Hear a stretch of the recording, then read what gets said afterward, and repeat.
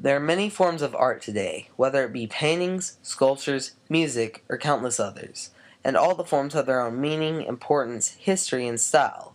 But today I'm going to focus on one form of art in particular, taxidermy, or the art of preparing, stuffing, and mounting the skins of animals with lifelike effect. Some people may find it a little strange, but I'm going to explore the art inside and out. When the topic of mounted animals comes up to the average person, it may seem a little uncommon and strange at first, but if you look around, you'll find taxidermy in many homes, businesses, restaurants, hotels, museums, and even at your local Walmart. To some, taxidermy may even seem slightly taboo, but forms of it, though very primitive, have been around since before recorded history. In both modern human hunter and primitive human hunter, it has always been a desire of the hunter to want a trophy of their kill. But back in the primitive days of man, the preservation methods were so poor that there is no clear record of the start of taxidermy. There is a great importance to taxidermy as well. One way it is important is for the purpose of museums. Taxidermy helps people see what the animal was like in its natural look for all to see in museums. A taxidermist's goal is to make the mount look as lifelike as possible and to preserve the animal's natural beauty even after death. Also, one of the main importances of taxidermy to the hunter is the memory of the hunt.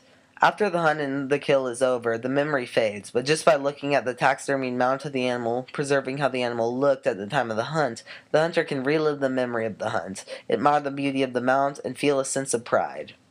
I've always been a hunter, fisher, and outdoorsman in general, so I've always had a great love for nature. Plus, taxidermy's always caught my interest, so I decided to explore the art myself and go to a taxidermist shop for 5 days, as well as interview several other taxidermists to learn about the profession. I traveled to professional taxidermy in Cedar Park, Texas, to learn about the art for the week. There, I met with Dan Lansford, the owner of the shop, and Tanisha, his assistant. Dan is in charge of all the main steps of taxiderming the large game animals, such as the shoulder mounts and large full body mounts, and Tanisha is in charge of some of the parts of the preparing process, putting all the finishing touches on the mounts, and most all the small game. I was amazed when I walked into the shop. Not only did he have your typical game animals like white-tailed deer and such, he had nearly every type of animal you could imagine. He had grizzly bears, mountain lions, rattlesnakes, ducks, the list just goes on. This was one of the coolest places I'd ever been. This is a carrier's knife. It's used to thin the portion of the hide that we put on the mount. It's called the cape. It's been tanned, so it's effectively been converted to leather. And with this carrier's knife, I can thin down the inside of the flesh side. And the process is called shaving the hide. And that prepares the hide to be stretched onto the form. And it gives it a uniform thickness where it has no lumps or irregularities, and it also allows it to be stretched because I'm bringing it to a thinner state than it would naturally be. So this is the final major preparation step in the tanning process of the hide that allows it to be used for a shoulder mount for a white-tailed deer. Hi, I'm Tanisha. I'm a taxidermist, and I'm preparing a white-tailed deer hide to be mounted into a shoulder mount.